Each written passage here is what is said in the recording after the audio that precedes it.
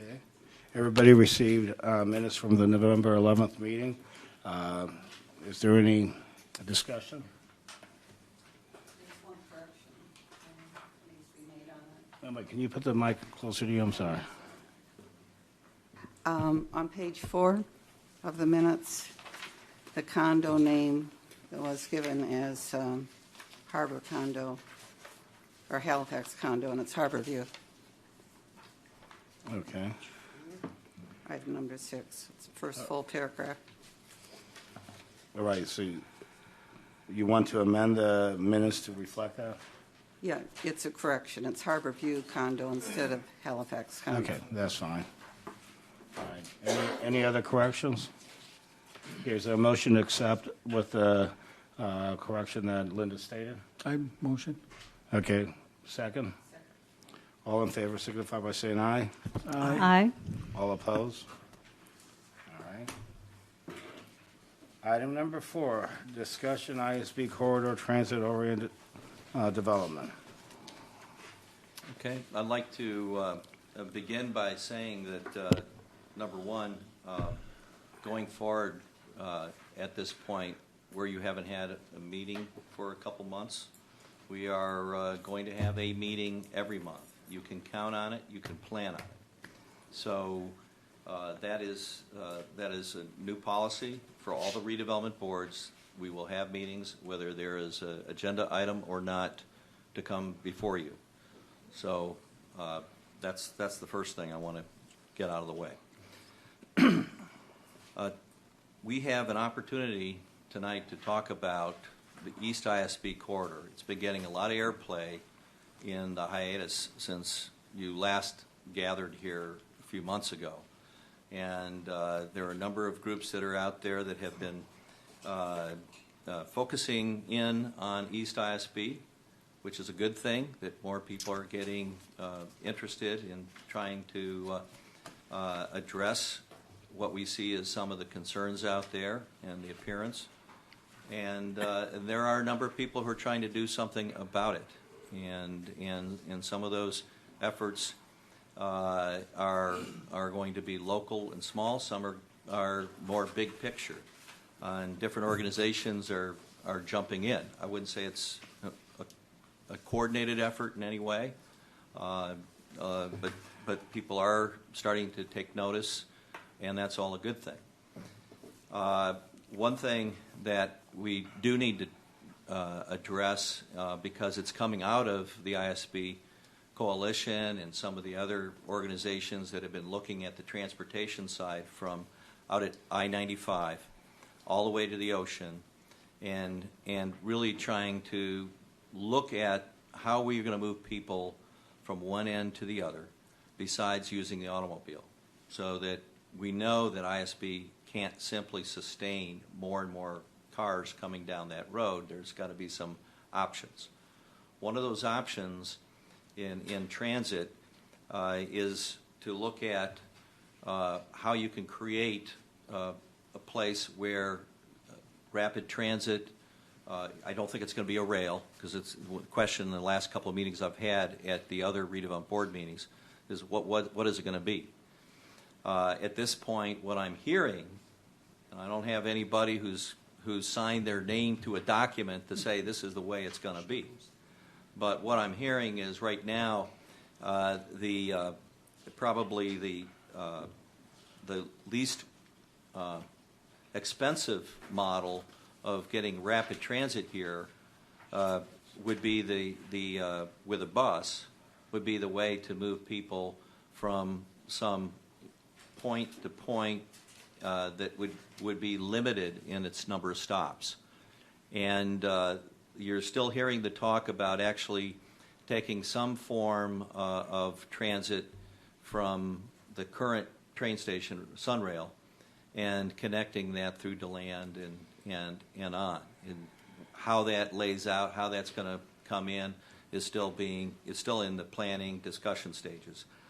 After you reach the airport, which appears to be the final destination of where that effort will end up, is how do you get people the rest of the way, whether they're landing at the airport, whether they're going to be along ISB and they're commuting, if they're going to be parking at remote lots and coming in and using that transit system, how is that going to work? If somebody's coming in on rail, how's that going to work?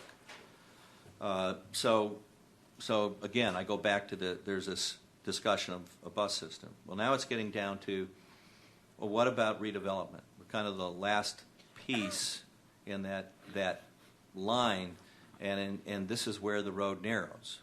And you can do a couple things. You could start widening ISB and just, right through Midtown and everywhere else and wipe out all the businesses and buildings, and that wasn't on our list of what we were looking at doing. What we were looking at and what we have in our Midtown Master Plan, for example, is to start developing some higher intensity right up along ISB to create some walkability and create some kind of a urban corridor that would bring more residents to that area and more places where people could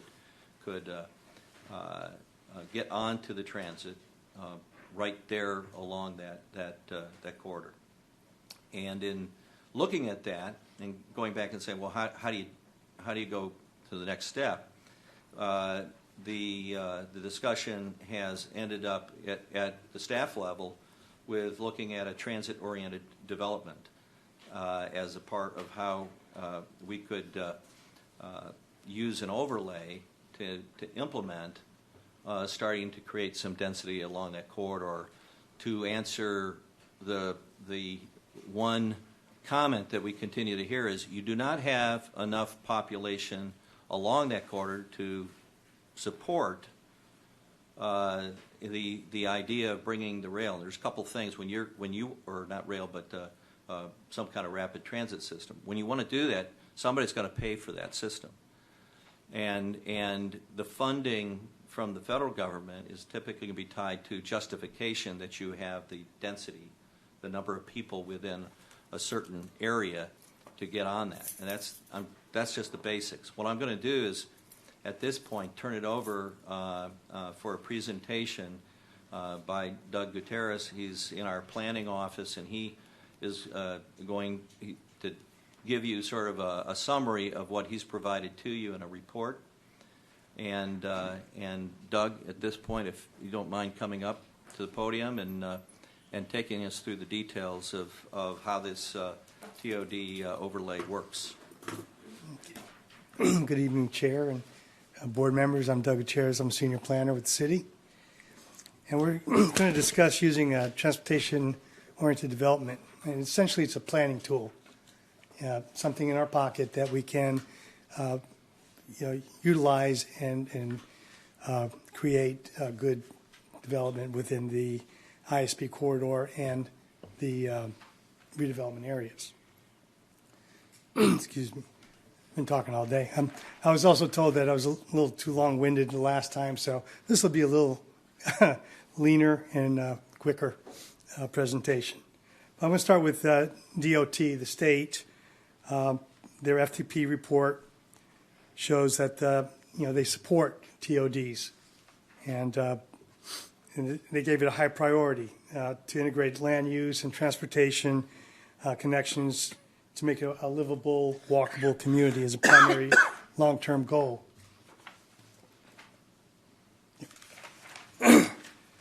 So this reinforces the importance of having a TOD as a key component in the state's long-term transportation mobility. Many local governments right now are doing TODs. South Florida, DeBerry is one that's close to us. Jacksonville, and basically what it does is it improves the efficiency, increases the ridership for the transit. We need the people to support the transit. This also in turn will reduce vehicle miles traveled and provide economic development opportunities.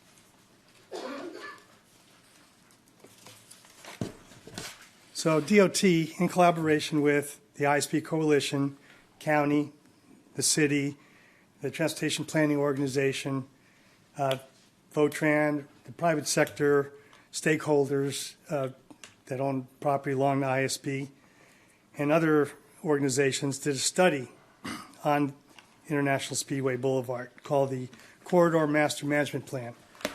In the white paper that I provided you, in the last page, there are links to various reports, and that's one of them. So you can, if you have insomnia, you can read it.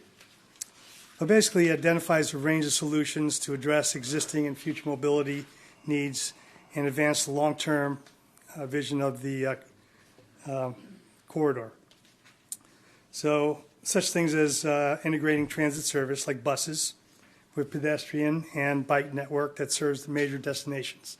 We are the world's most famous beach, and we are a well-known name. I mean, very recognizable outside of Volusia County. And I think this will assist us in to keep that reputation as a major destination. The recommended improvements include a variety of roadway and multimodal enhancements, and these are designed to make it more walkable, and that improves the pedestrian and bicycle and transit facilities. In my report, I gave you some examples of cities that are doing this, like Naples and North Miami and Tampa. These, it's not that what we want to be. We have our own unique needs. Each redevelopment area has their own unique needs, but it gives you an idea of what we're looking at and how to do this kind of a development. So with this in mind, the ISB overlay within right now the redevelopment areas, we're looking at compact development that has a mix of housing, employment, and retail. And you've seen this before. You have the retail on the bottom, maybe some office space over that, and residential above that. And that's essentially what compact development is. It's also very walkable. It's designed for the pedestrian and not the car. Reducing the automobile dependency and focusing on higher density growth, because you're going to need that in order to support transit. The typical range is about a quarter mile, and we're looking at a quarter mile north and south of the ISP corridor, again, within the redevelopment area. So TODs, I'm just going to refer to this TODs. They incorporate good design principles. They have the mix of uses, as I mentioned before, that are in proximity right now. What we probably likely to get is BRT and future transit nodes. This in turn will create opportunity for a compact, pedestrian-friendly activity center within walking distance of these nodes.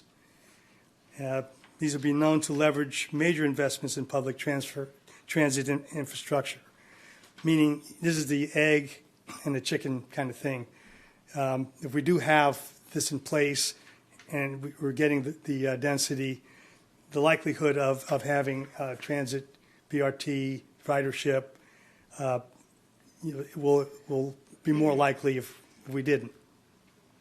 It's also environmentally sound, reducing gas and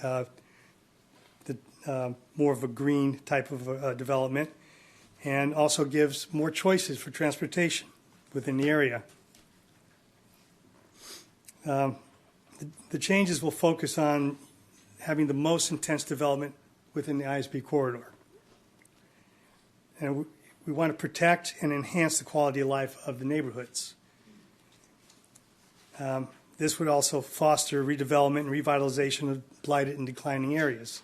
And right now, we're not seeing a lot of movement in the redevelopment areas. It also promotes and facilitates economic development and also the growth of job opportunities in the city. The trend is people wanting to live and work in the same area. It used to be that you want to live in the burbs, but now, especially the younger generation, tend to prefer living in the urban environment, working, living, enjoying within where they work and live. And also promotes efficient use of land and minimizes land use conflicts. Now, talk about activity centers. The redevelopment areas could be local activity centers, and essentially they're defined as any place that attracts people for shopping, working, studying, recreation, socializing. And it's mixed use by definition. Land uses are more intense around the transportation nodes. And so we're not looking at having a wall of buildings all the way up and down ISB. We really want to focus the density, where these nodes would be. Typically, major intersections, that kind of thing. Again, the details would be coming later. Right now, we're just trying to lay a foundation for that. And also, we want to improve the relationship between the low-density neighborhoods and the adjacent commercial corridors with appropriate transition of the density and the height.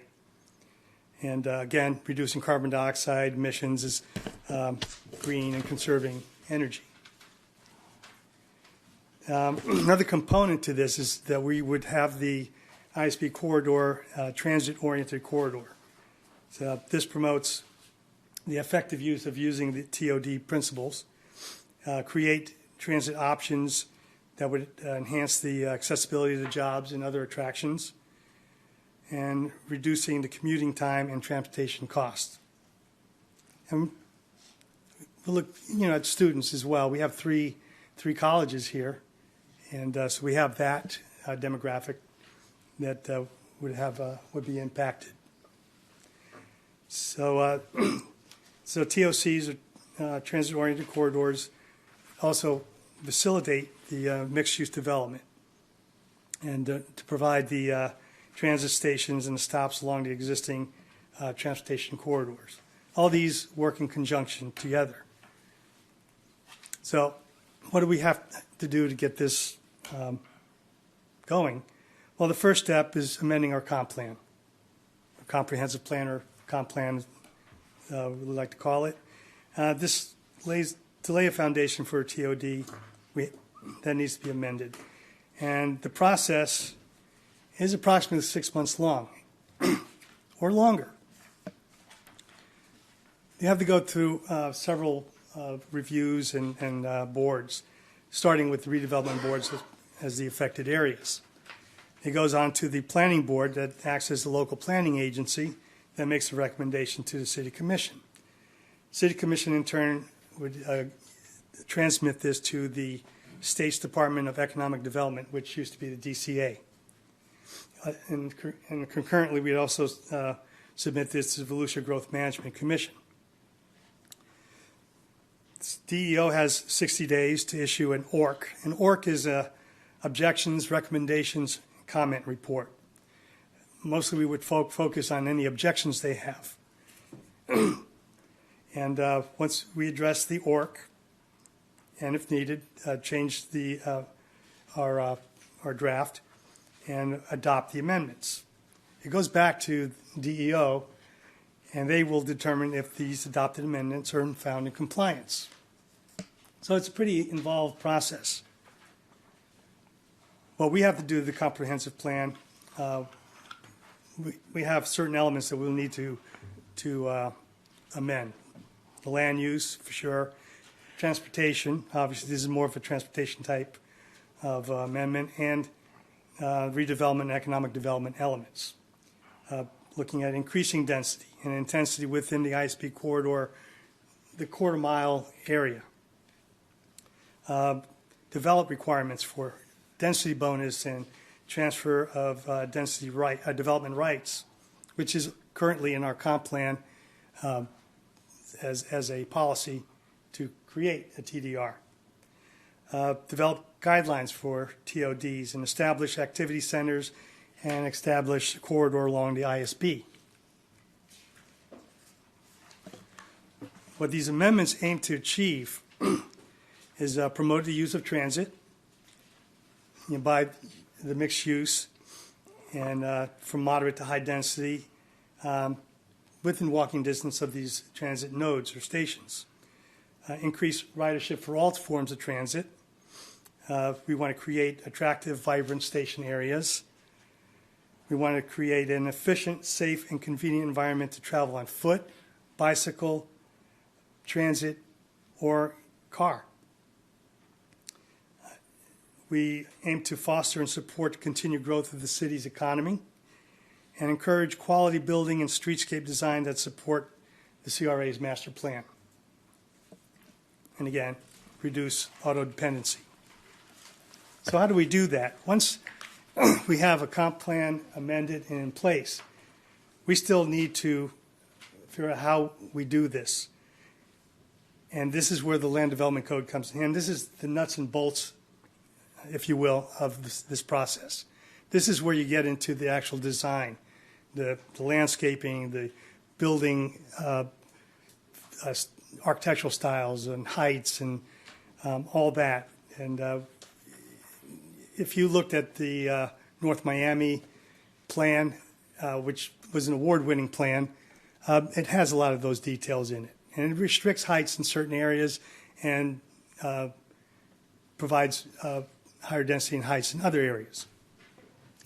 So the design standards will be likely to be customized for each redevelopment area, because Beachside has different needs and desires than Midtown or I don't know all the redevelopment areas. The third one I think is Main Street. No, downtown.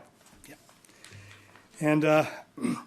And this process will also require involvement with the redevelopment board, planning board, and the city commission. All these are public hearings. So finally, once we get all that in place, how do we process this? Well, the thought is using a plan development process that we already have for the actual projects. Again, these go through your boards, redevelopment, planning board, city commission, for an additional scrutiny. So there's many opportunities for the, lack of a better term, bite at the apple. And in summary, these are planning tools to have to facilitate these goals and objectives in our redevelopment plans and our comp plan. And I just wanted to show you the graphic, basically where the proposed quarter mile is, north and south Fiespe, within this redevelopment area. Notice it follows the redevelopment lines. It doesn't go beyond that. And so, having said that, we're open for questions and or comments. And thank you for your attention. I have a question. Who funds the money for this project? Well, I'll give it to Reed because he answered that question last night. Okay. The transit is the bulk of any transit system is going to be paid and funded by the federal and federal money through the state, and so that is where most of the money is found to fund a transit system. It's not all local money, but there would be some local money in it. I'm not sure what the percentage is, but typically there'd be some cost there, particularly if you start talking about the actual cost of trying to develop a transit center, a local center. And the local money, Reed, what funds do that? Where does that come from? Well, that just needs to be decided at some point in the future. I mean, we don't know what this is going to look like, and most of it, though, it may be just again, working in collaboration with those who already provide transportation, and bringing the grants in. And we keep circling around to the fact, one, you have to have a TOD in place. That's the first criteria. And two, just the justification is they're looking at all the other, these funds are competitive, and they're going to be looking at need and they're going to be asking, well, what's your need here? What's your population? What do you have in terms of ridership? That, if you've read the Sunrail stories, the first thing everyone asks is, where's the riders? Can you provide riders from one end of Florida to the other end? It's a big question mark. And I haven't seen any definitive studies that will give me all the answers I'd like to have right now. I don't have that. But of the local monies, what departments in the local money, like for instance, our CRA monies, would they be asked to participate in this? The Beachside CRA monies, would they be asked to participate? There may be some CRA funds used, may not. I mean, if you look at all the transportation systems we have now, the one I remember we did pay some dollars into was that trolley system. Mm-hmm. I think Main Street and downtown both participated in underwriting part of that. That's Okay. The only example I have. Well, the reason I ask is because if CRA money is going to be asked to participate in this, then I have a very strong opinion about the proposal that's been shown here tonight. And this is my feeling on it. I definitely support high-quality walking environments. I think that's what Beachside needs, especially the blighted area in which I live, between ISB and Main Street. And I definitely believe in enhancing the quality of the neighborhoods. And I think that's what the CRA board and the people that are on the board and all my neighbors and all the businesses who live and work in the CRA, I think that's important to all of us. I think that's our primary importance. So any dollars that's going to be spent on anything, I want to feel and believe that it's going to enhance these neighborhoods and it's going to create beautiful walking environments through the neighborhoods, through the residential neighborhoods, and through the small shops and around A1A and on Main Street. So if money's going to be spent to make sidewalks and bike paths, I'm all for that. But where I'm for it is in the residential neighborhoods and A1A and Main Street, but primarily the residential neighborhoods between Silver Beach and Oak Ridge. At the very least, between International Speedway and Butler Street, because those are the most blighted slum streets and walks and houses and in the whole Beachside area.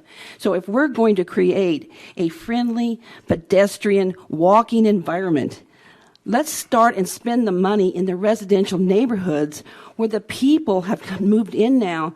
We have dozens and dozens and dozens of new homeowners in my neighborhood who have spent $100,000 plus on their properties and who are now becoming very, very involved in the community action groups. And they have a voice. And if you listen to these people, I think they're going to pretty much say the same thing I'm saying to you, because I'm one of them, and I'm talking to a lot of people, and the CRA money that comes in, I've said this for 2 years in public on this dais, at the very least, we need to clean the streets in the residential neighborhoods on Beachside, in the streets that I just told you about, okay?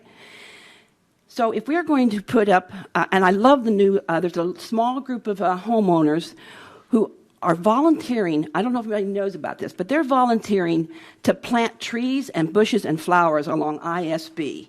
They'll provide all the free labor, and they're talking to some of the businesses on Beachside, probably knocked on your door, Dino, and they're asking them if they'll purchase the trees and the plants. And these folks will get in with the shovels and put it in. And I don't know about the maintenance, Reed, but they'll probably come back to you and ask you to maintain it.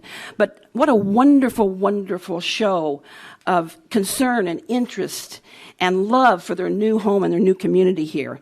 So why don't we go in between Silver Beach and Butler Street, or Aura? I forget which is the northest first. Is it Aura or Butler's the last one north there? It's one or the other. And let's clean up the sidewalks. Oak Ridge is the.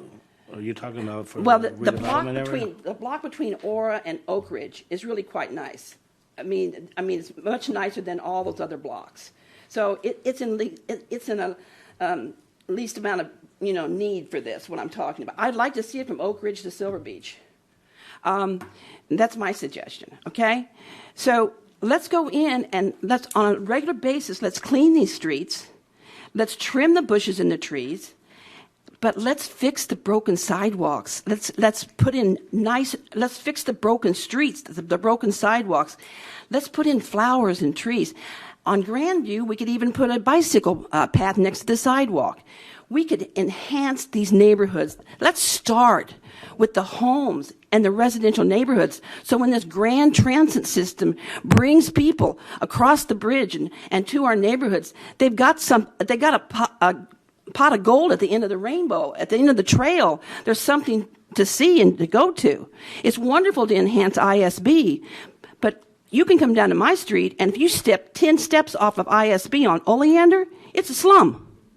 And the sidewalks are all busted and broken up, weeds growing everywhere, trash everywhere, dog feces everywhere. So let's start with our neighborhoods where we live and our homes. And you know what? I'd suggest it also for Midtown. And I suggest it for downtown. In fact, downtown has really shown a good example of what happens when you do this. Go look at Palmetto and Magnolia and the residential streets there. You even put pavers and roundabouts in there. And it makes a wonderful, wonderful residential environment. So why doesn't Daytona Beach? I love master plans. I love the urban living and the dense living and the urban thing and the bicycles going along. I like all that. But that's been suggested for years for Main Street, and it's come to nothing. And I hope it's going to come to something. Now, Suzanne, you did notice that this is the ISB corridor. They talk about a quarter mile either way. They're not talking going up, they're not talking about from Silver Beach. They're not talking from the bridge over. They're not talking about from Silver Beach to Oak Ridge or anything. No, I understand. They're talking about putting the money on ISB, but they're talking about bringing it all the way. The work's going to go all the way to the beach. Am I correct? Or is it just going to go up to the bridge? There would be a transit system, and there would be an overlay that would be right along that corridor of ISB. Yeah. So what I'm saying is, Dino, I understand it's for ISB, and I'm all for it, But is there CRA money going to be spent on it?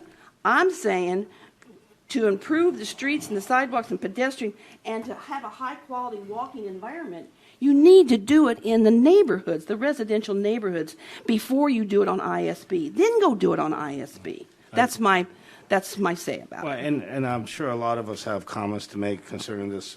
First of all, if I had to just right off the top make one specific comment, buses, I don't consider, I know we're talking about mass transit and what have you, but nobody uses the bus system right now.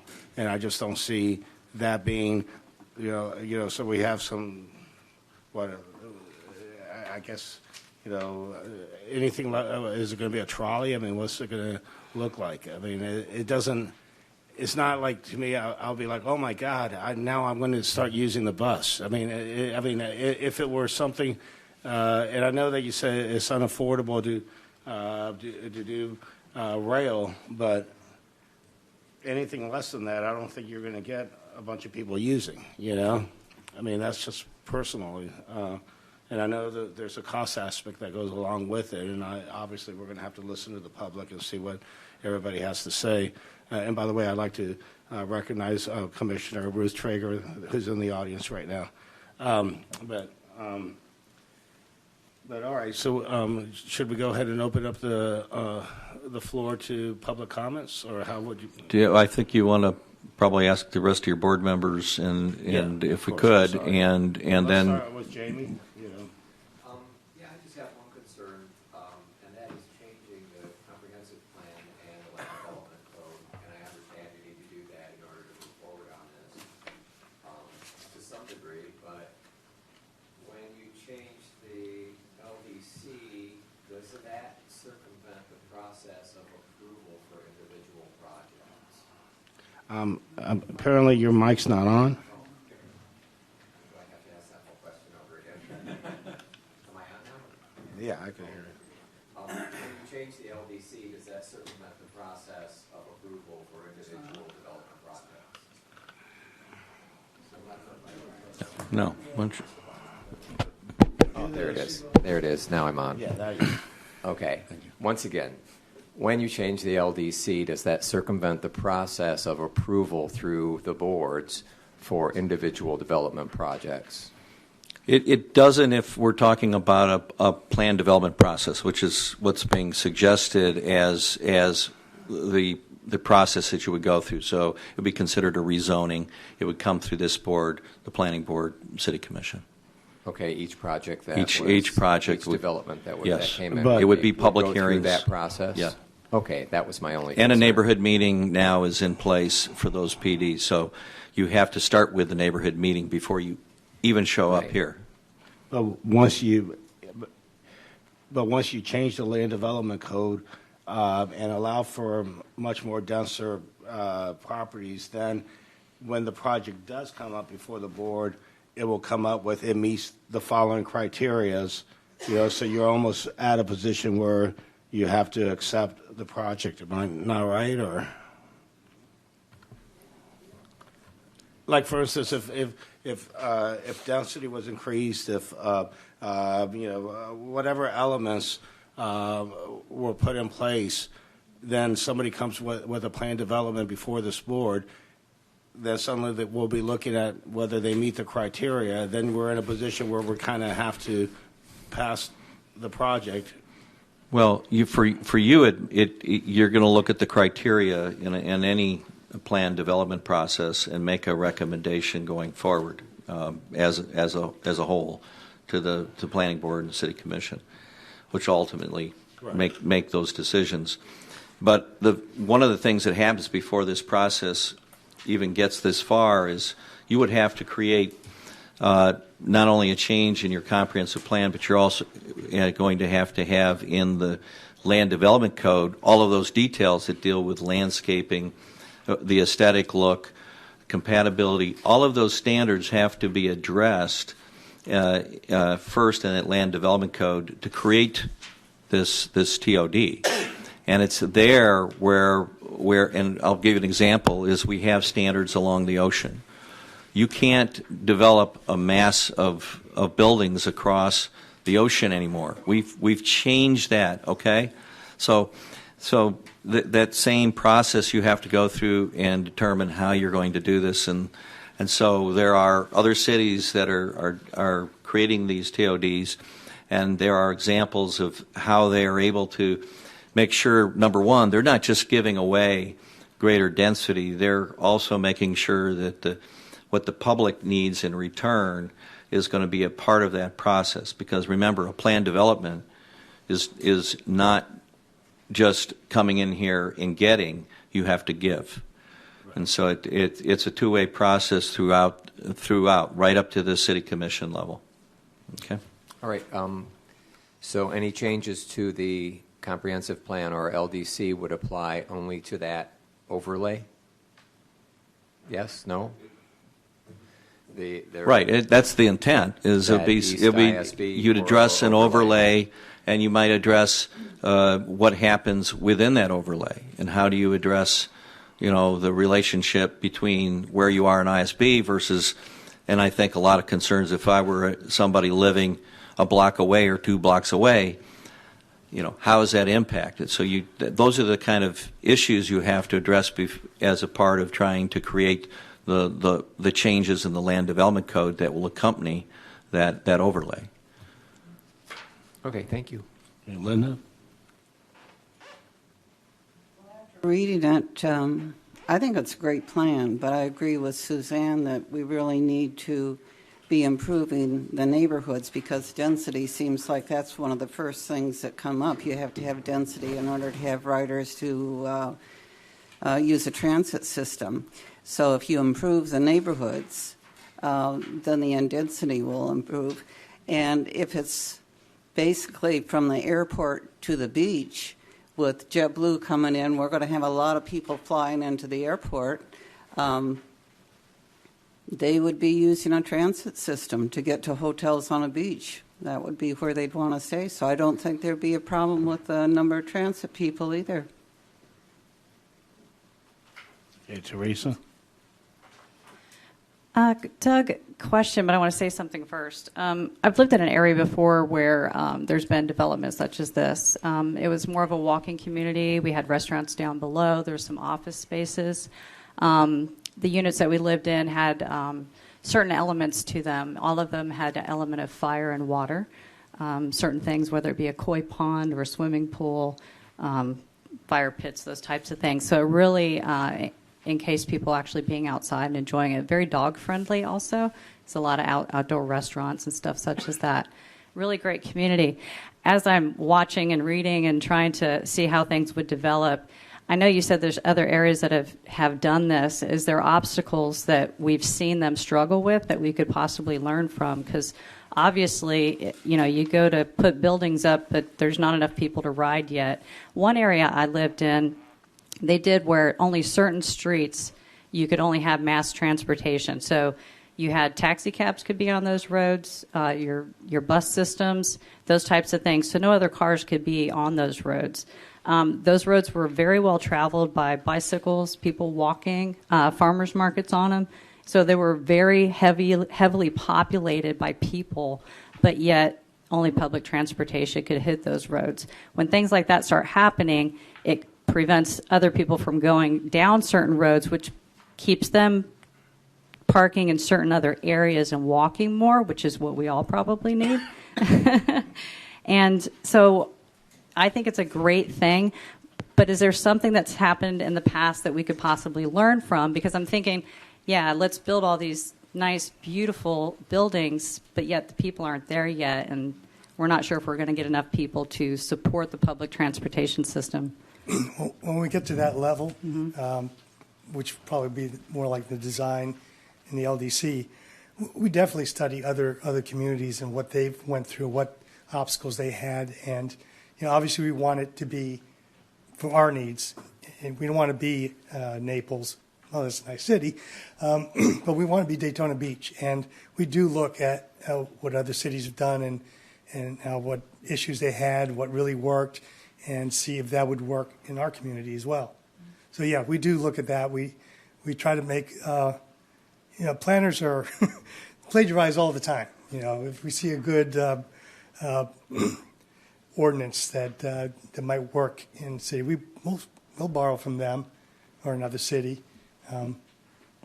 But that's typical of how we create these things. Now, Doug, what about for some of these projects? What about when the parallel street running south or north of ISB doesn't allow for the depth, of some of the projects? What are they talking about? Well, again, this is the detail that we would be working when we do the design guidelines.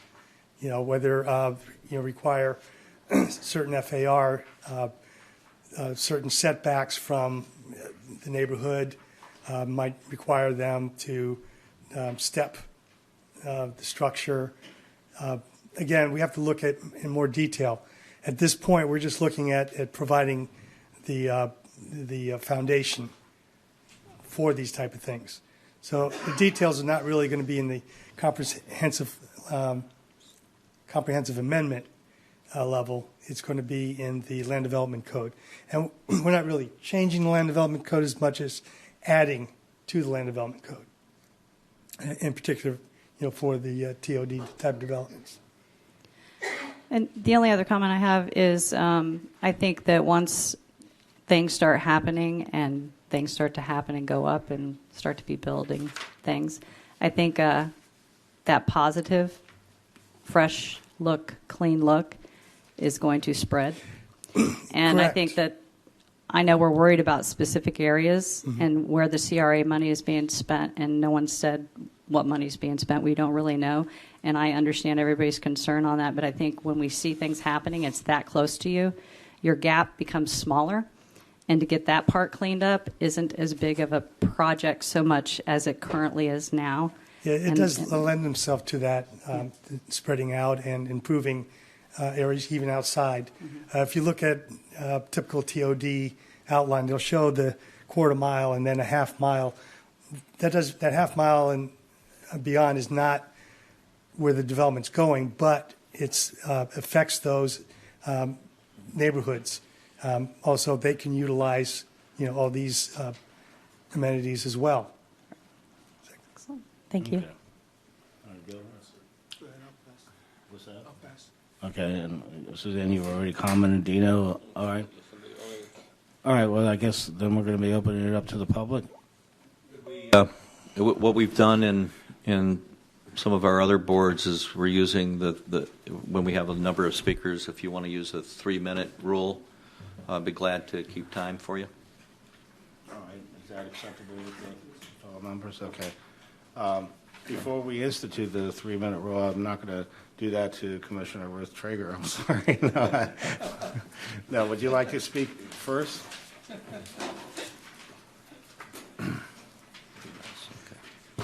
Ruth Traeger, 610 Bostwick Avenue.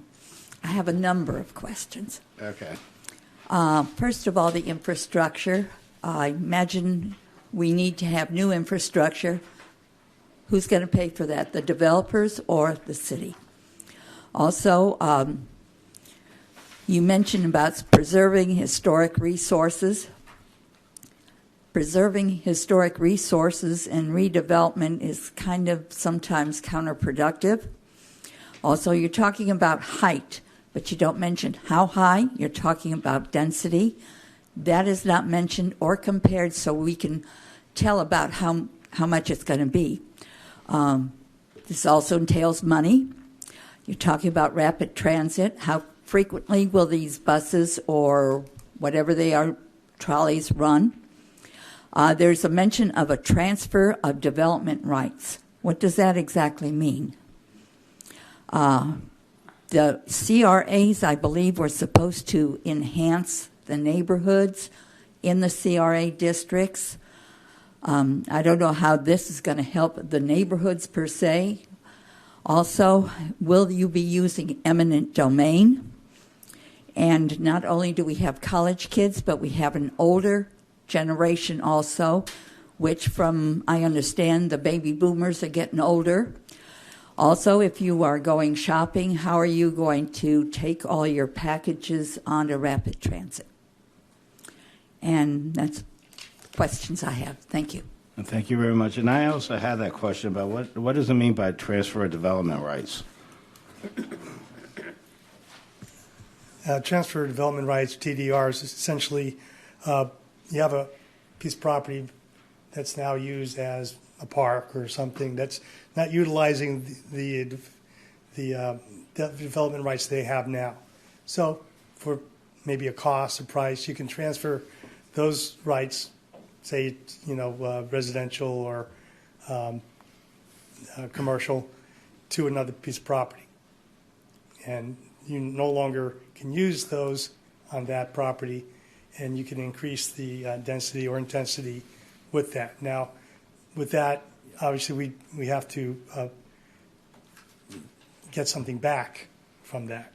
And that may be, where the developer starts paying for some of these improvements that we're looking at, particularly, roads and that kind of thing we've done all the time.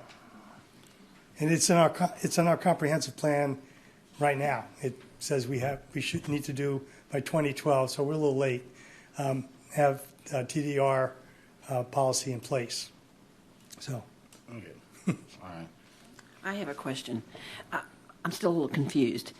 Does that mean taking private property from people to use for public use? It could be, we might limit it to public property. It could be county or city property. It could be someone who has, they built a parking lot or something, and they sell that to, private to private. But they couldn't be forced to give up the property? Not forced. Okay. Okay. All right, then our next speaker is going to be Mike Dennis.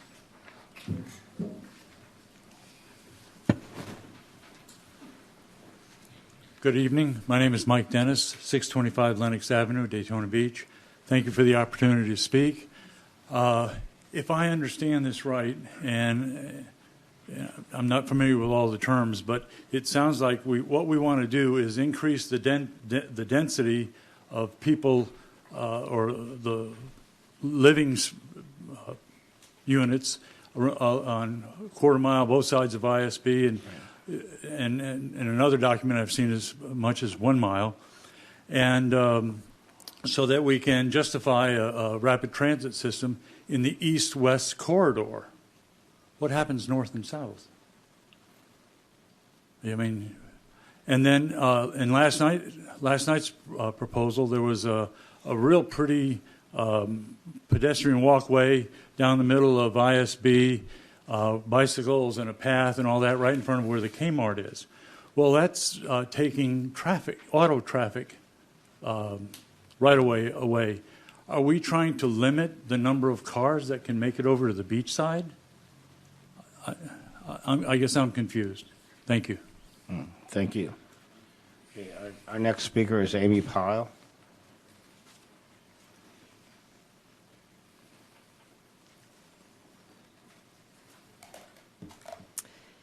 My name is Amy Pyle. I live at 136 South Grandview Avenue.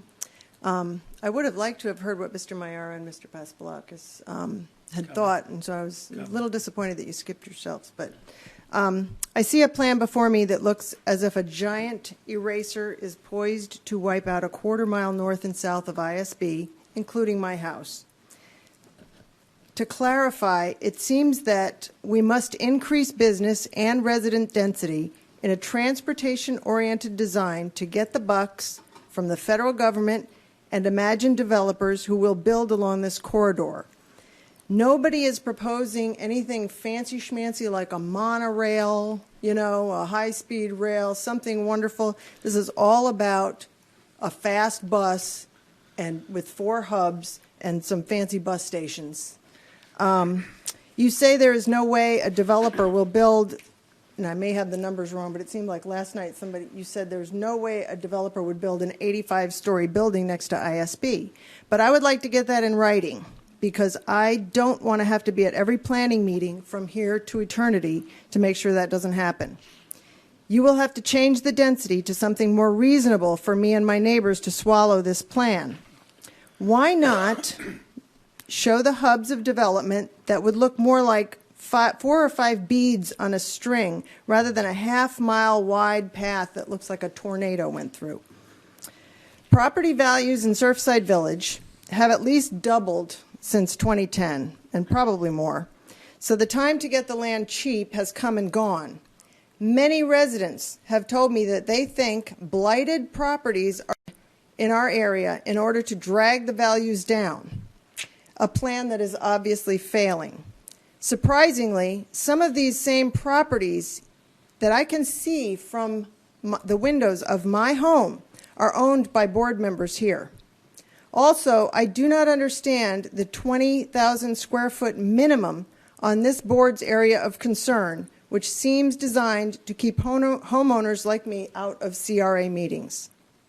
We, the residents, would be more impressed if you would clean up what you have already rather than try to erase it. Work to bring us tech and other companies so graduating college students don't have to leave town to get a decent job. Give us more police and take action when properties have a negative economic impact on their neighbors. Allow Surfside Village to have national historic status to entice quality homeowners with its classic beachside charm. Yes, I'm talking about our little slum that we love so much. Create beautiful hubs along ISB for development of a reasonable height. I can totally see that in areas, if you wanted that area by the Kmart, if you want to create a beautiful turnaround with a great bus station, I know that's for me. And while you're at it, get yourself a couple of classy buses that will provide express transportation to 4 or 5 spots between the airport and the beach, and you will not need a half-mile swath of our land to do it. Thank you very much. Thank you very much. Our next speaker is Ouija, which I have heard about you from my friend Peter Colt. Hi, everyone. Ouija Kundig, 718 North Wild Olive, and I'm president of Save Our Neighborhoods. I don't believe that many people are against improving public transportation now or in the future on ISB or any of our major thoroughfares, nor are many against appropriate development that involves additional residents in our neighborhoods and businesses for our community. What I have a problem with is using this TOD in order to accomplish that goal.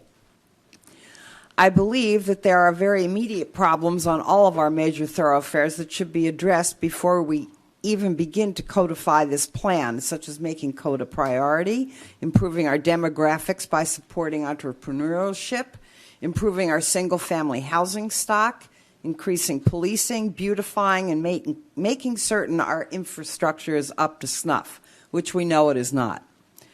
What you have before you is a way to increase permitted densities and heights immediately. I think that this overlay is mostly about doing just that, and it means to me that inappropriate development could take place as soon as this is codified. Development could take place for individual projects that have nothing to do with transportation improvement. Projects could be built under the guise of this plan that could have huge negative impacts on our neighborhoods, river, and beach, not to mention our tax base. Eminent domain will become a major issue from the start. Even though you are discussing the TOD tonight for the Beachside, each CRA is doing the same, and there will be pressure to move it forward quickly for certain developments already at some point in the development phase.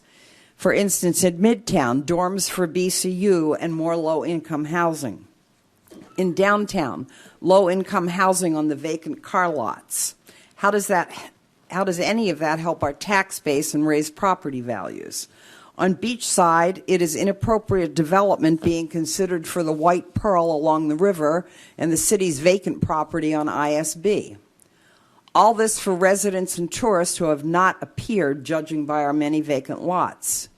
10 years ago, this very board had an improvement plan that was adopted that took into account height limits, densities, and historic neighbor protection. This TOD is structured will override that and other plans that have been put forth by the other CRAs.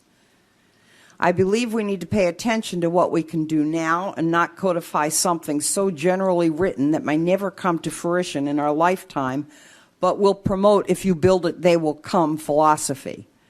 I think this plan will leave us with haphazard and inappropriate development that will destroy by overpowering our neighborhoods and quality of life. Thank you.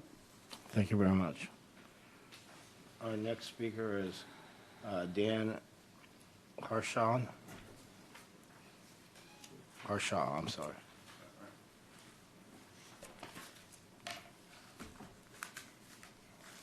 Again, I brought you some questions that I've been to every one of these meetings, and these are some things that I think about after or before the meetings. I think this might be helpful to everybody on this board. I don't think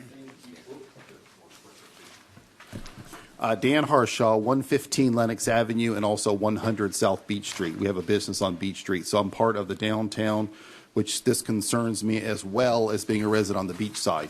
I basically have read this. I don't believe you guys actually got a copy of the original, the ones that we got that had all the meat in it, where it tells you everything they're striking about everything you approved in the last 10 years. So you might want to cut a copy of the original because I know they've removed it because of the pushback they got from the downtown board and the residents already. So here's the copy. Ask Reed for your copy. I also went through, because this gentleman has referenced North Miami and Naples as well as something that would be something that we might want to consider our zoning to look like. Well, here it is right here. Theirs is absolutely perfectly done.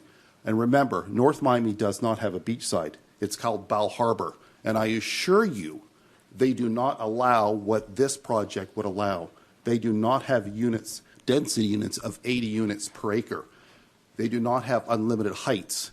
Their area is precisely built because of the rules they have. I looked up today on Zillow. 4 blocks from the river, homes are 4.6 million because they abide by the rules they have. To be on the water, they're 16 million. And if we abide by the rules that we govern, our values could be like that as well. This transit is a way of wiping out single-family homes. there's a line item in that says that you can no longer build single-family homes in this core district if we approve it. That means we won't have single-family homes any longer. You're going to be having apartments and condos. No more single-family homes. No more estate homes on the river, because this corridor will go 1/4 mile north, 1/4 mile south, with the ability to go a 1/2 mile beyond that on either side. We put an exception line in here so Rob Merrill can build the White Pearl because his property doesn't fit in it. It says if the property can touch this, you can go to 80 units an acre. 80 units an acre is a 70-story building. Ocean Walk is about maybe a 20 unit per acre process. The Bal Harbor, if any of you guys have been down there, it's high rise on the ocean. It's beautifully done. It's 24 units an acre, not 80. So please get the details before you even consider going beyond this, because this is a complete wipeout of everything a 1/2 mile from Nova Road to the ocean. It's very important you get the real details, because in this, it shows where City Strat has struck everything that you guys have voted on. Height limits, everything is gone. There are no height limits on A1A. It's all gone. Please get the correct information before you even consider this. Thank you very much.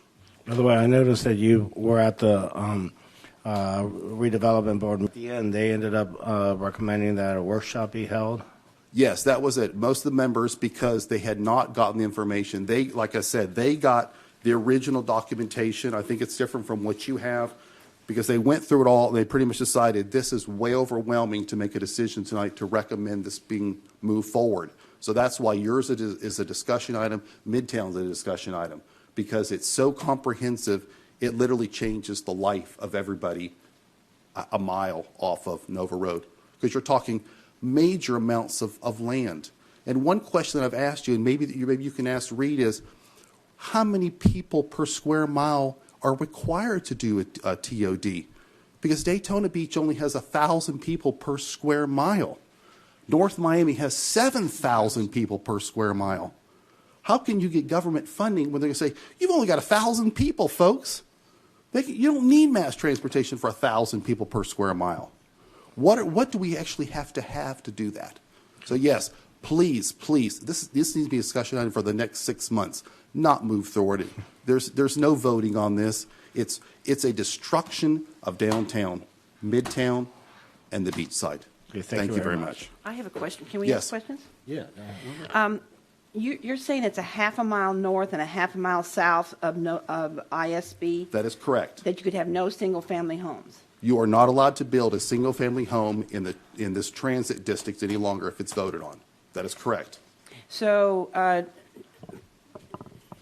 to your knowledge and understanding of this, is that 1/2 mile north and 1/2 mile south for that length of quarter, is that going to take out everything that's there now? No, but if they change the zoning, if somebody sells their house, they can build multifamily now. I mean, currently it's a 1/4 mile north and a 1/4 mile Yes. south. That is correct. But that is for the highest density. It says for the highest density, it's 1/4. For medium and low density, it's another 1/4 beyond that. Right. So you're talking about everything within a mile district, 1/2 mile this way, 1/2 mile this way, will all be multifamily, no more residential, will be allowed to be built. There's vacant lots on the beachside. There's a few right now in Surfside Village. Those will not be allowed to be built. Those will be vacant lots ready for apartments or condos.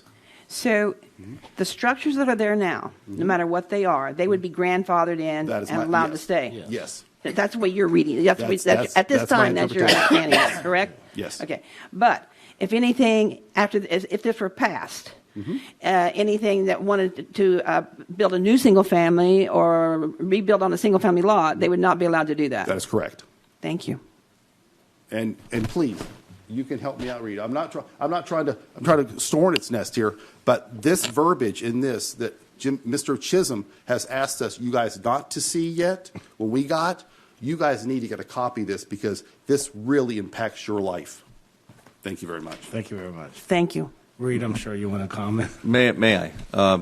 Just a couple things. One is the report that's being referred to by Mr. Harshaw is online. If you go to the Downtown Redevelopment Board under the agendas on our website, you can find that. You can also stream because we stream all the meetings, so you can watch the meeting. But certainly it was going through that process and offering up what we might show in the changes in the comprehensive plan. It was clear that we needed to step back and slow this down and start to talk about the different components, starting with what a transportation overlay district is, and also I think everyone was very clear that they wanted more time. Yeah, and I just want to make a quick comment before the next speaker, because I've seen both Daytona Beach and Ormond Beach. I've seen them make mistakes. Okay, first of all, years ago I was on the planning board, and this was in the '90s, and they showed us pretty pictures of taking Atlantic Avenue and providing a nice little medium with palm trees and what have you, and once we started doing all of this, we stopped allowing vehicles to be able to take left turns into many of the businesses, and then the next thing you know, it was like you have to drive an entire mile down and make a U-turn to get back around to where you wanted to go, and it just created a lot of problems. And I see Granada Avenue, same thing happened over there in Ormond Beach, where suddenly, the place was just happening, and then suddenly they take out all the side parking that they had, and all the businesses started getting impacted by that. Then they ended up redoing what they originally set out to do, and then put the parking back in. And it just, I don't know. Sometimes we do have to think before we take the next step, because we've seen mistakes happen, and then it's hard to reverse something once you get started on this. So I appreciate the fact that we're talking about having meetings, and we're talking about having workshops and going through this process. But anyway, our next speaker is William Bitt. Okay.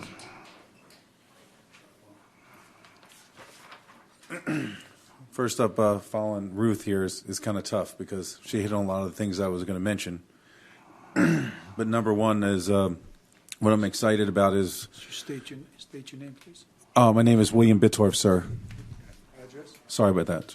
Address is 400 East International Speedway Boulevard, and it's 540. It's, probably 8 different addresses there. The interesting part I'm excited about at this point is creating a new face, at least on the commercial side of ISB, making it better for the homes and back of a sense. And working hand in hand with everyone here to try to do something beautiful in the city. And God bless you all for doing it. And Ruth and everybody else kind of hit on everything for us. So I'm excited. So I guess that's it. All right. Thank you. Okay, our next speaker is Johnny, and I can't read is it Ponder? I can't read your handwriting. Oh.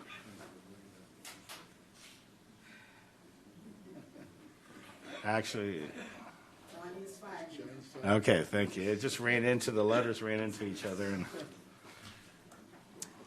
I'm Johnny Ponder, 885 Neely. I live in the heart of Midtown. This will affect Midtown and where I live and my home also. And I am here to talk about having a workshop, because this stuff that they're pounding down your butt is a lot of smoke and mirrors. And our city does that very well. Very well. Dino, you know that. So what we need to do is get some facts. You can't just build stuff because they will come. You people are much more mature than me. You know that's bull. This is a small city. This is what we want to keep. We don't want to be Miami. We don't want to be Naples. We don't want to be those places. We want to be a nice place that you can come to a building, you can go somewhere, and you don't have to park in Jerusalem and schlup down the street. That's great if that's what you want to do.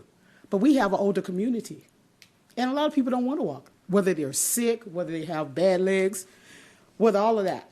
They want to go to the place, park, and get out and go and do whatever they're going to do and get back in their car and move. I understand the millennials want to walk and they want to have a walkable community. That's wonderful, but it's not feasible all the time for everybody. It's nice to have, I helped make the master plan of Midtown. I helped write that. We want good stuff. We want nice things, but we don't want to destroy our homes. That's the most important thing that we have is our homes. We don't want to live in a condo. We don't want to live all up and down. We don't need the density. In some areas, yes, but not all areas. This is community, people. This is our community. And the infrastructure sucks. You guys know that. So until we get the infrastructure fixed, first thing, so we don't flood. My house is flooded twice. And I mean flooded, where I had to go live in a hotel for 3 or 4 months. Okay? Flood. That's really important. They're not talking about that.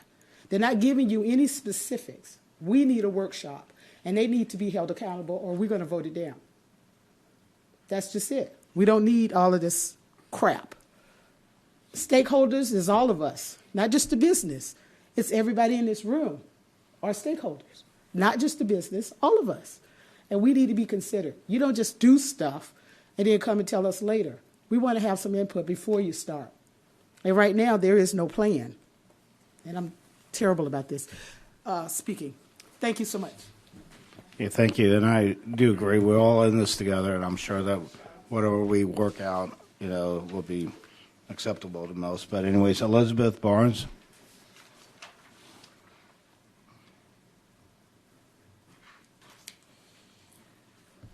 Elizabeth Barnes, 1229 Ruger Place. I just have to say, every time I have the opportunity to speak to a board and hear my neighbors speak, I'm very proud of the people who come up and speak. They're well informed.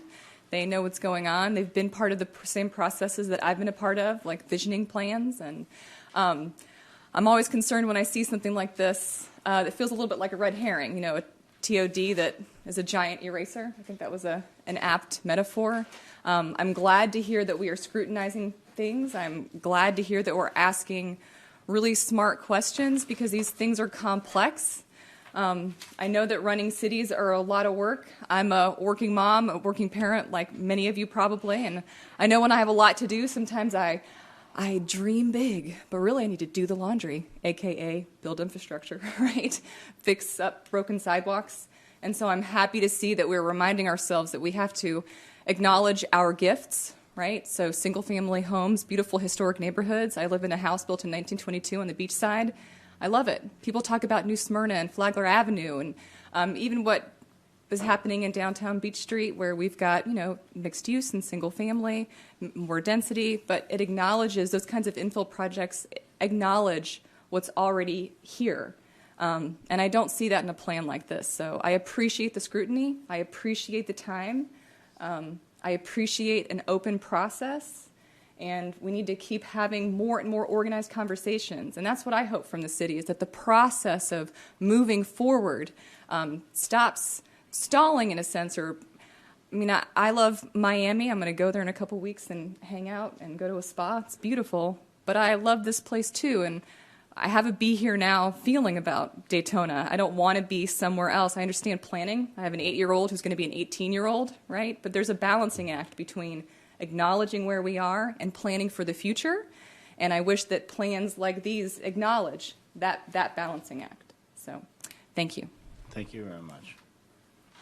Well, that's the last of our speakers.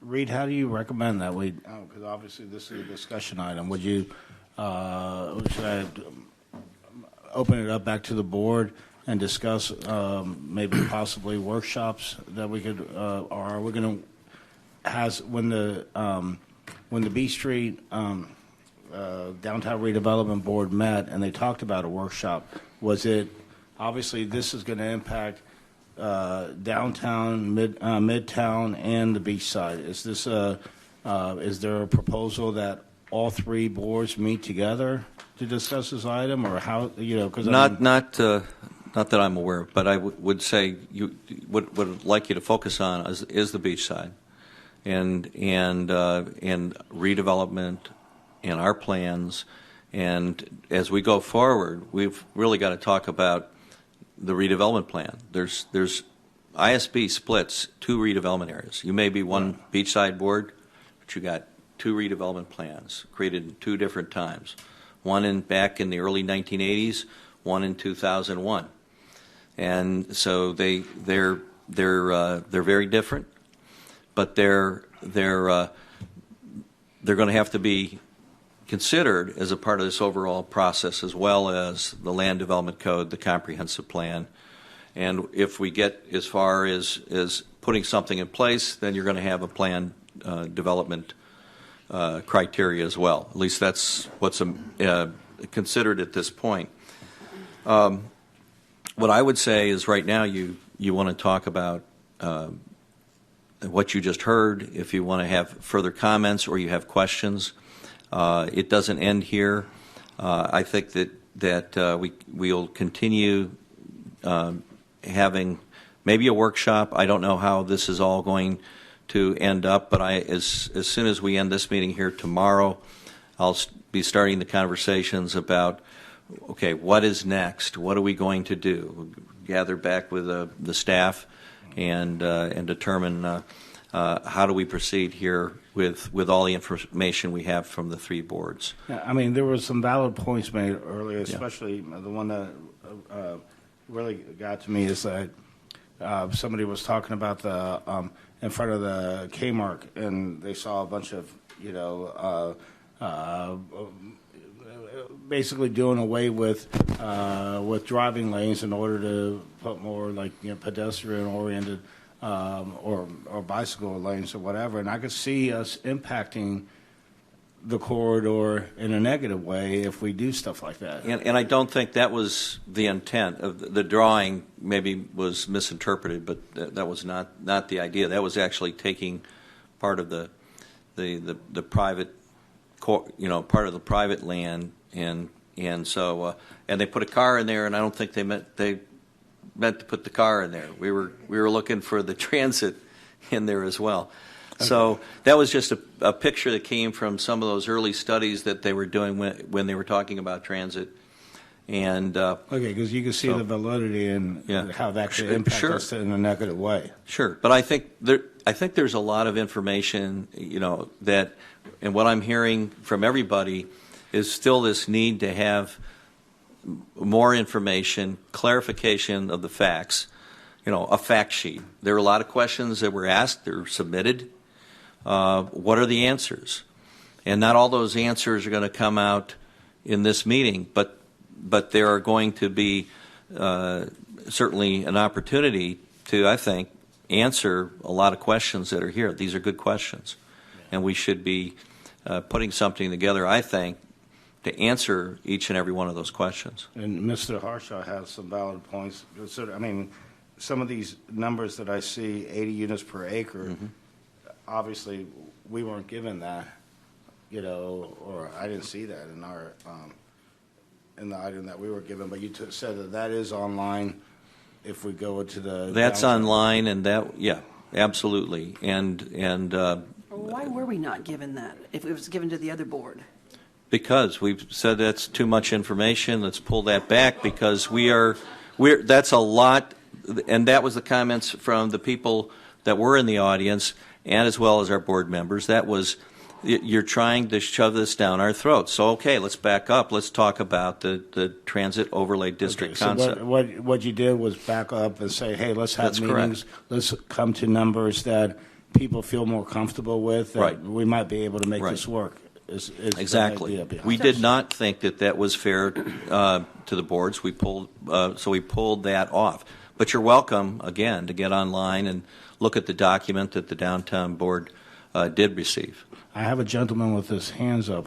Have we closed the public? For discussion. Okay. But would you step up to the podium, please?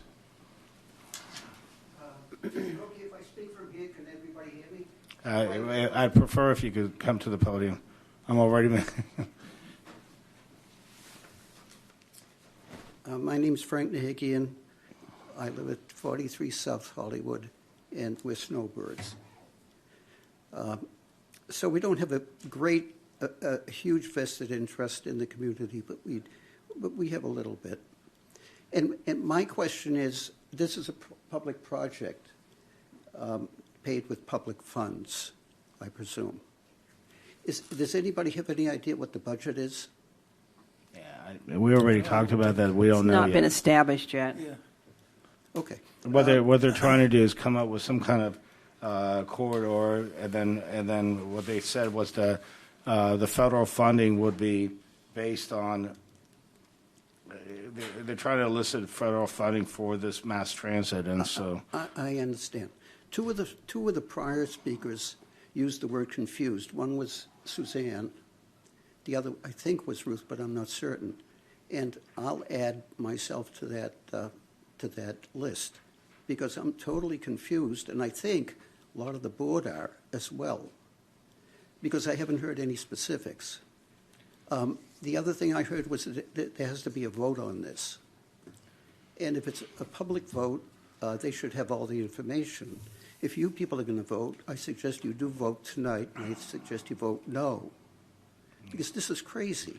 well, we're not. This is actually on our agenda as a discussion item, so we're not going to be voting to pass this item because there's really nothing in front of us to pass. I think that the whole idea is that we decide to get together and open it up to come up with more, with some kind of.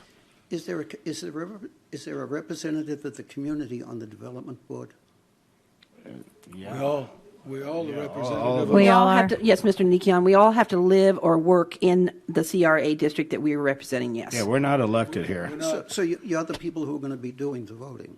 What's that? Yes, we are the people who do the voting. We're Yes. recommending. We're not the final authority, though. It's a recommendation vote. Yeah, we could recommend no, and we could be overruled, by the city commission. I would start by voting no and go from there. Okay, thank you very much. All right.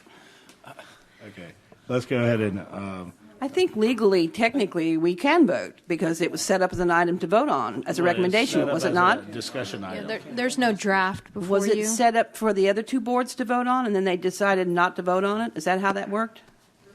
With the first, I think originally it was the set up first to vote board on. in the downtown. Yes, it was to get a recommendation, and that is where it stopped right there, and it got pulled off, and we are taking a different approach, where we take more time to go through this. So, Mr. Nikian, that's what originally it was set up for the boards to vote on a recommendation. But because the first board had so many questions and there were quite a few objections, they decided, the staff or the legal department of the city decided to not make this a voting recommendation tonight. And they're asking for all the boards to have further discussion.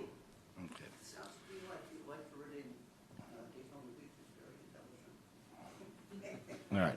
Okay, now let's go ahead and, I guess let's open it up to each individual member, starting with Jamie. I have no further comment. Linda?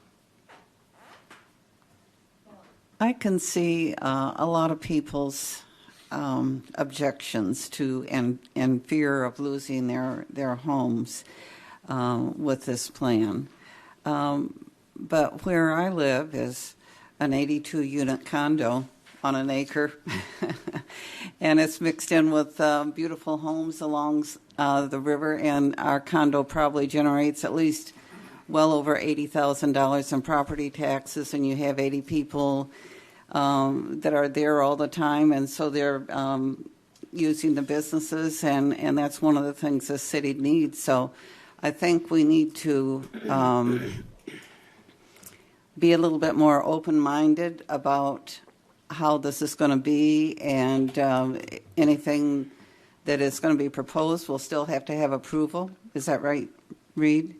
Yeah. And That's so how it's not, to me, it's not as scary as what, I moved from a single-family home, and a lot of people, when they get to a certain age, they just decide they're going to do that, and so then you have more of a population mix, which is good for any area. So I think we still need to talk about it, but not be negative about a lot of the things that are in it, because it makes sense to me. Thank you, Teresa. Yeah, I just wanted to thank everybody who spoke this afternoon or this evening. I guess it's evening now. Wake up. No. And wanted to say thank you. I took some notes, and I understand the concerns and appreciate people expressing them. And we'll definitely, as Reed was saying, you know, they're giving this to our board in a smaller dose than what they had done to a previous board.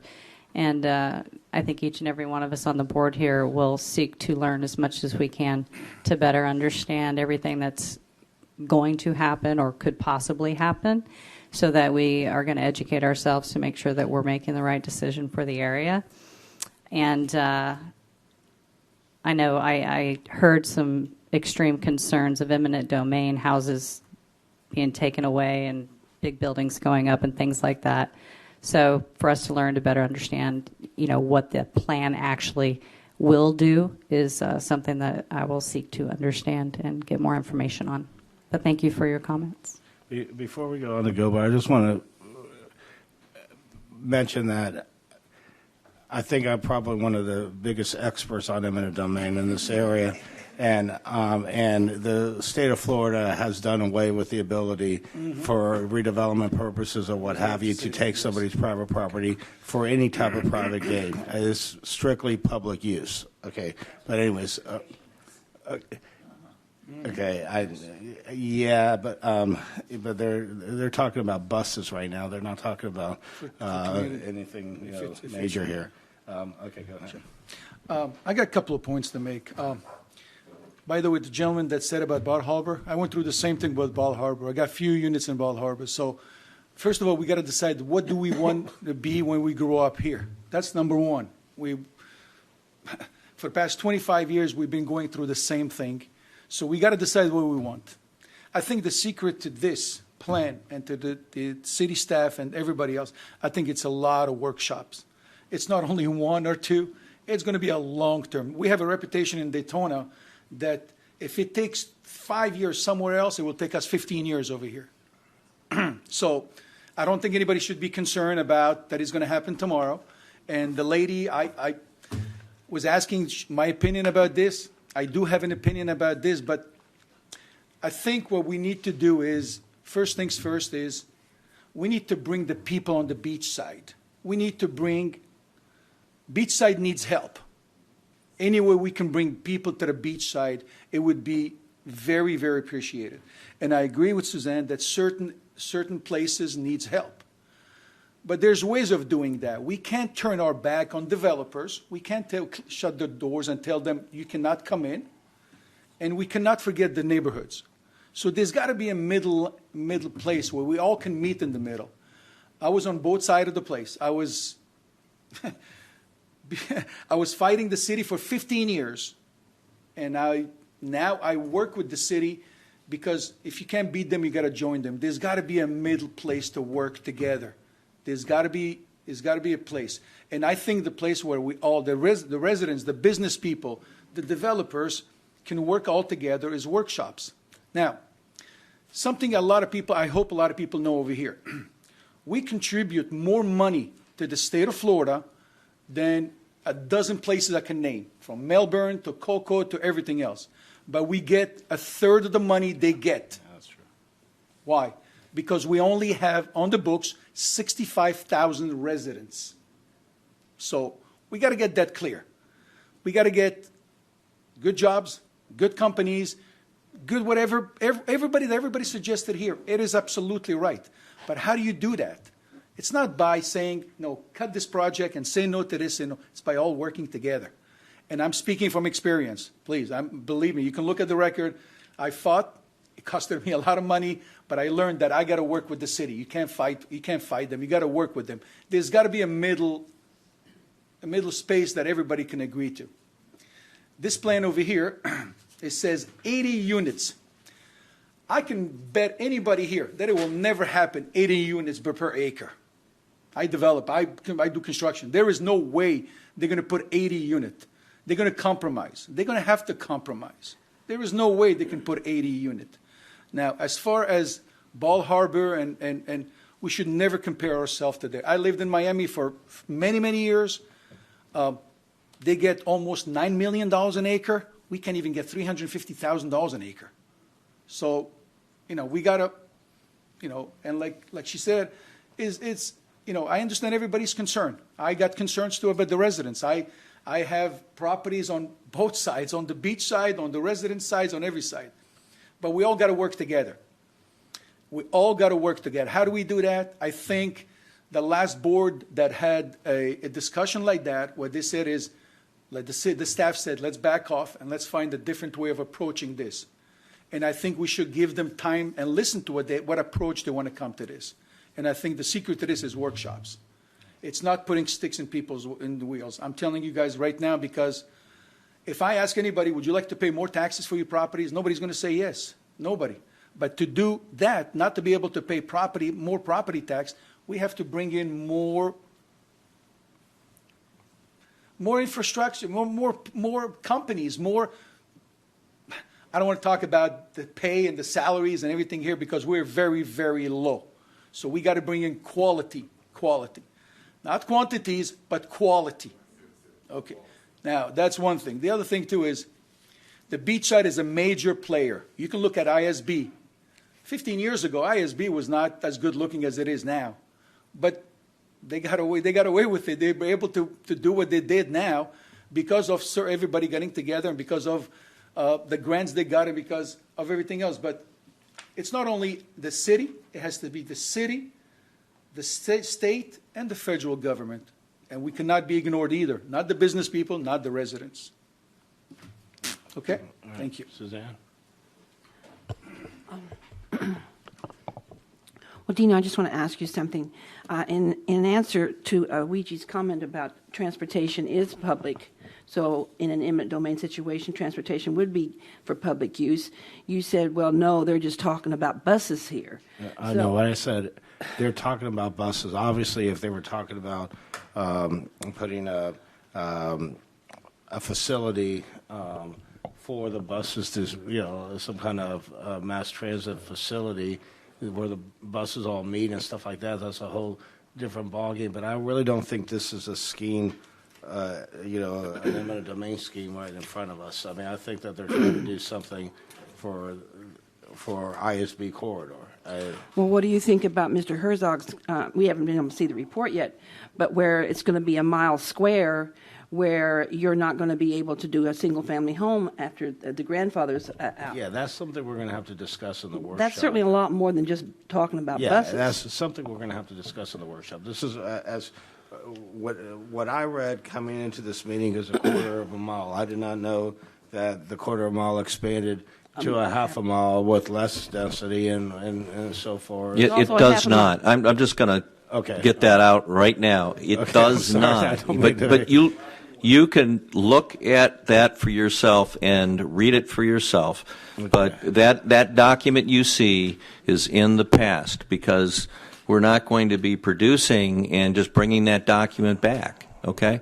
There's going to be something different that's going to come forward at some point. And like I said, after this meeting, we're going to go back and sit down and with all the, again, this is how we do things. We get comment, we get information, and then we're able to come back and start to process all of that for the next round of what we're going to be able to do here to try to make sure that we build some comfort level into the people who are going to be asked at some point to make a decision, to make a recommendation to another board, and that board is going to want to be comfortable as well.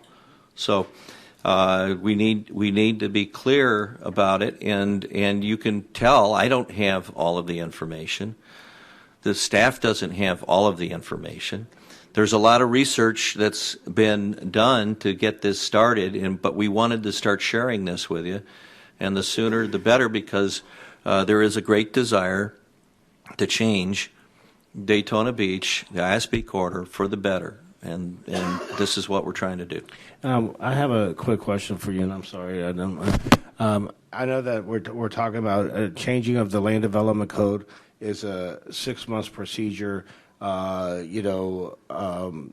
goes before the state, but the date is set. It's not like it's not like exactly 6 months from now. There's a specific date. They take on things twice a year, right? No. Okay, so it's after passage, it goes up. That's no longer applicable. That was changed. Okay, so that's the way it used to be. It's Used not to like be. that. Now you just get into the process. Okay. You go through the process. Okay, because I remember Yep. before it used to be Right. they did it twice a year. Okay, Right. sorry, Suzanne, go on. Okay, so it's not a mile. It's a quarter mile, and then it's an additional quarter mile. No. Correct? No, it's No, a what you quarter said- mile from Total. ISB on either side, north and south. Okay. And it's within that overlay that we looked at the comprehensive plan and what areas we may be looking at making some changes. We're now further evaluating how that needs to be explained.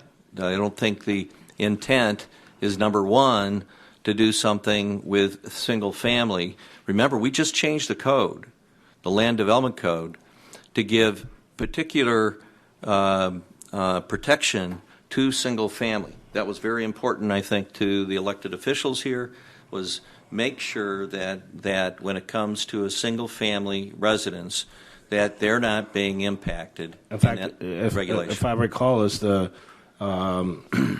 non-single family that is grandfathered in certain areas of. Right. There's when people were talking about, and I understand where they're getting it from. When you're looking at a half mile, you're looking at a mile, whatever. This is about when transportation planners are looking at transit.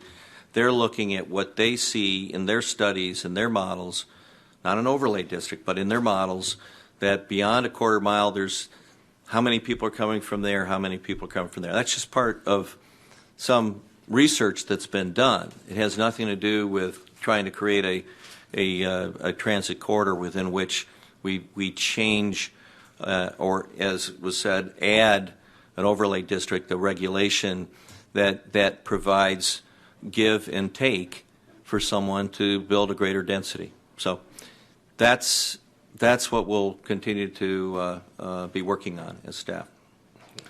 I have a further comment, not any more about this. Reed, I was very happy to hear you say that every month this board is going to meet. Very happy about that. My question is, does the 20,000 square foot projects, anything under that, does that still hold that our board will not be voting or recommending on anything smaller than 20,000 square feet? That's correct. That is a administrative decision. Unless if it's a planned development. And you look at zoning, plan developments, you look at those site plans for buildings that are over 20,000 square feet. Okay. At first that upset me when I thought about it. Okay, so then if we could stay on issue with item 4, and then afterwards, when we get to the board comments on number 7. Fine. Thank you. Okay. Dino. Well, first of all, I'd like to thank everybody for speaking. I think we all learned a whole lot today. I don't think anybody here wants to take anybody's property away. No, I don't think so. I don't think so. We all have most of us all have some properties here and a vested interest. I was born and raised in Daytona. I want Daytona to get better where it should be, and it's all compromise. And let's find out more facts. Mr. Meyer said a lot of good things. He repeated a lot of things I was going to say. So to keep this moving, we just all got to sit down and work and talk and listen.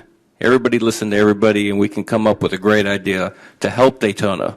Yes, we don't want to become Miami, but Daytona's got to grow a little bit, or a little bit more than a little bit. But we got to grow without taking anybody's home, just to make it a little bit better and cleaner. Thank you. Okay.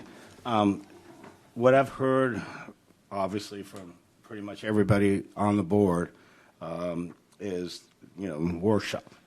Okay, so And what I've heard from Reed is that the workshop should be Beachside, not incorporating the other, I think workshop needs to be discussed and will be part of our discussion going forward here. And the workshop will be public. Everybody will be able to attend. So how we proceed from here? Again, I can't tell you what the process will be, and I can't commit tonight to what that will be. But okay, how? What's the timeline as far as the city goes, where you want us to be? I mean, do you want us to meet before our next meeting in a workshop format? Because I'm trying to figure out what kind of motion that I should be requesting here.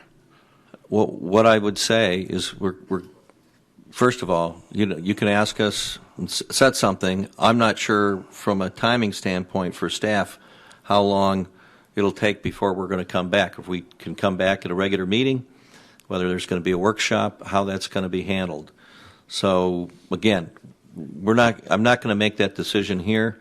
So should we just go ahead and ask for another discussion item at the next month's meeting? I'll tell you what I'm hearing, and I've heard it from the other boards. We want a workshop.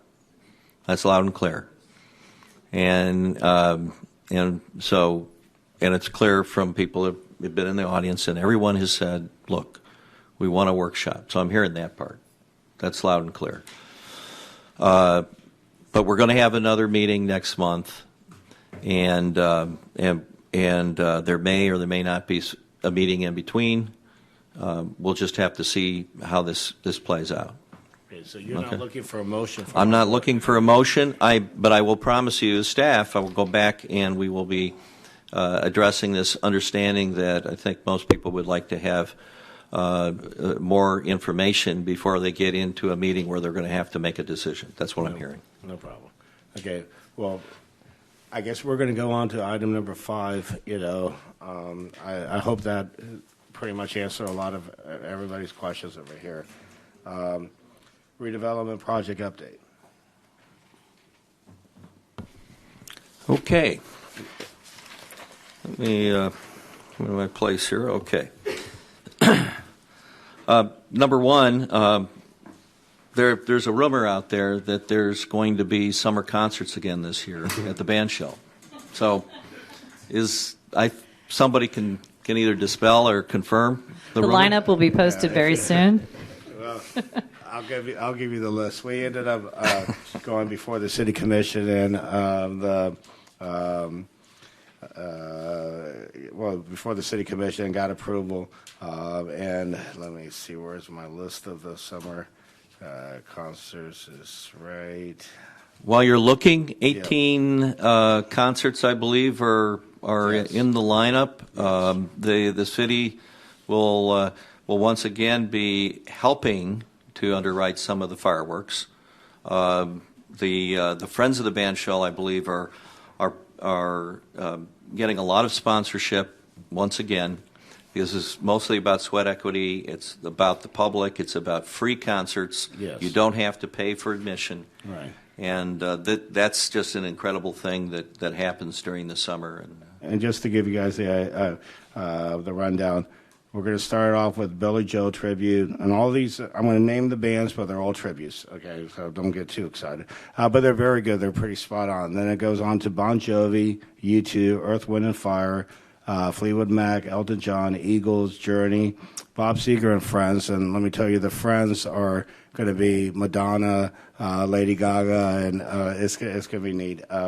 Santana with Doobie Brothers, Foreigner with Bad Company, Van Halen with Kiss. They'll be fully costumed. The Who, Simon and Garfunkel with Crosby, Stills and Nash, the Rolling Stones, Bruce Springsteen, AC/DC, and Pink Floyd. That's our summer lineup, for this summer. And we're excited, Thank you. I want to add that one of the things that is going on, one of the neighborhoods for some time, is we have these very faded, run-down banners. They look beautiful one time in Surfside. We've identified all of the ones we have. We're going to expand the number, and we've been waiting for a contract to get approved. for a banner company, a banner supplier for the whole city, and we have to use that company. So that's finally coming together. So I'm going to be able to replace those banners. So you see some improvements out there in the Surfside neighborhood area. And what about the West End? Because it almost looks like there's been a stop in development there. Well, you read my mind. When it comes to hotels, while Weston's not right inside, they're moving forward, and they're when you're doing work on hotels that are in the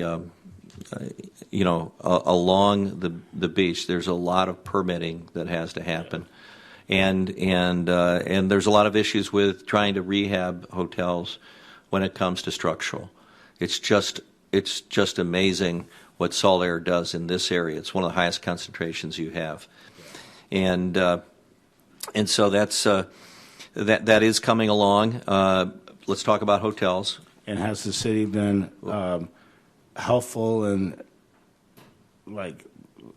with the permitting and what have you? Yes, we are. We're a new city of Daytona Beach when it comes to help. Look, we are. You got a problem? Come see me. If there's okay, the Streamline Hotel. I think we're talking about something historic as a resource in our community. I think it's really important that we all support a hotel like that and what's going on. So Eddie Hennessy, his family, to be congratulated for the work that they're doing out there, because this is something that we do. But if you have heart and you have a dream, you're gonna make it happen. And when are they looking happening. at completing? Pardon me? When are they looking for towards? Oh, I think it'd been nice if it was last year. But you want to jump in there? Yes, I think they got a long way to go.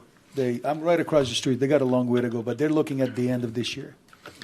There was a good article in the newspaper, and very positive. They kept changing things around. They got into it. I mean, they got into something that a bee nest.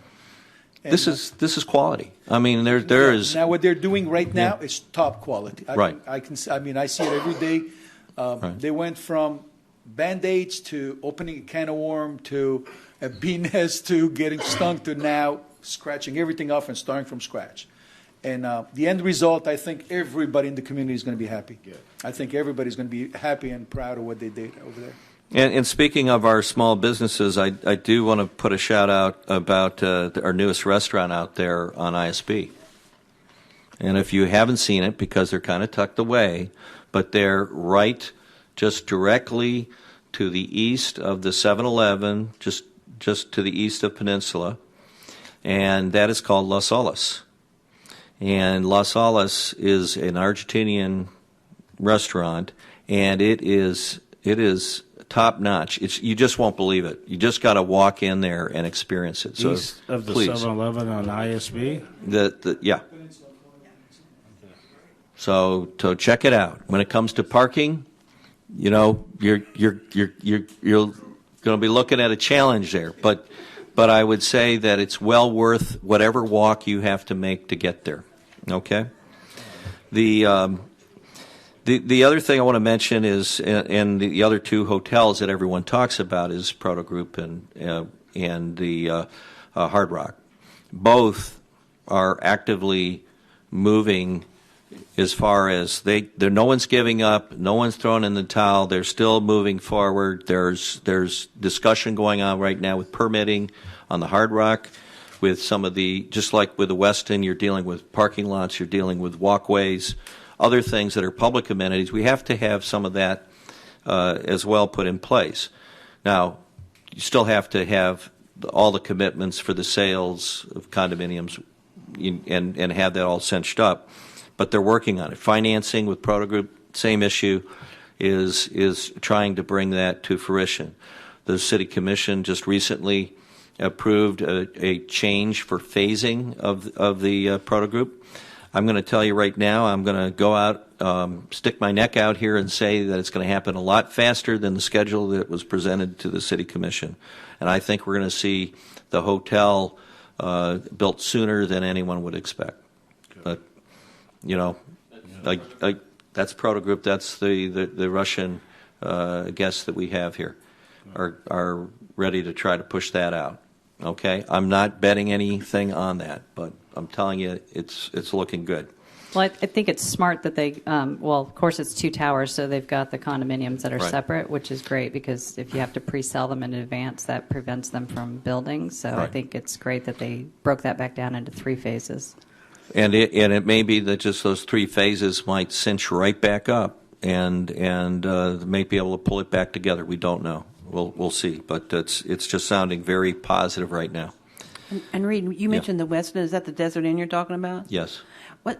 I never see anything going on there. What's the status on that? Well, they've been doing some work on the permitting part and internal, but we ask the same question. We don't see work. What's going on? But they're still working, through it.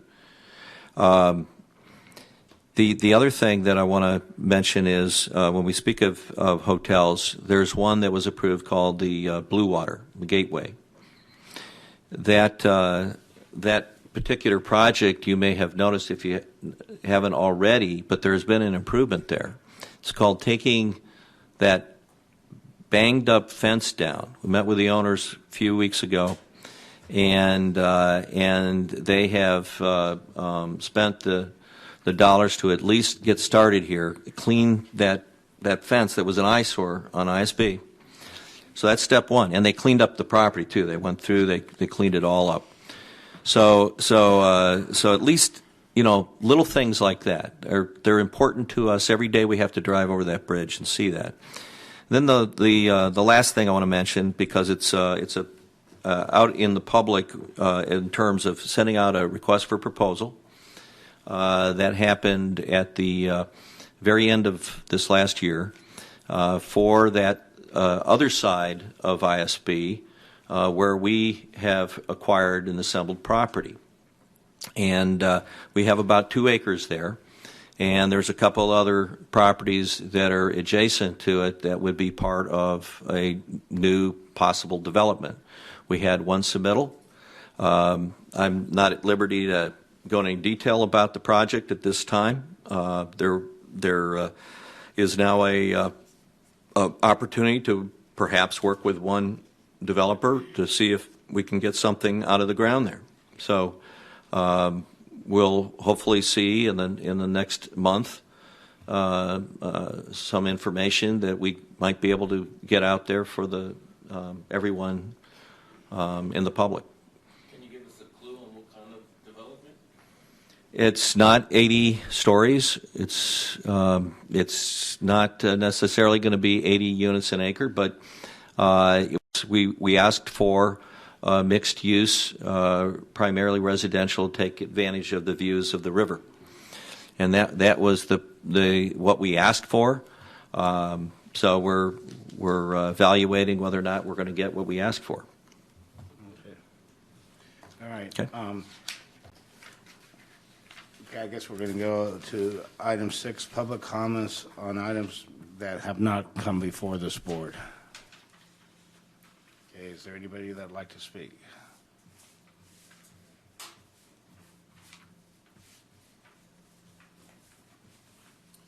Just one quick question. Dan Harshaw, 115 Lenox again. Just one question. You're talking about the Blue Water, but I believe on LoopNet right now the Blue Water project is for sale. So are they going to build, or are they're just trying to flip the paper?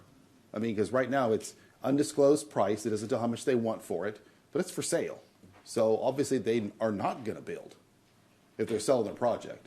They're working with some developers, and that's about all I can tell you. As I know that whether they were to sell it, I think they're sincerely, there's been changes in that investment group, and because of that, in that partnership that they do have, they've got some connection. They're trying to put something together and bring somebody here, but it's that's been their effort, and they're trying to get there. Okay. And I just noticed that also too is all the property actually on East West, what is it? ISB, is all for sale now. Does anybody know? You've got the Old Valley restaurant lots for sale. Across the street next to Subway is all for sale. The nightclub is for sale. Everything is for sale. I mean, does anybody know? Because I'm trying to find out what they're asking for it, what kind of money it's going to take.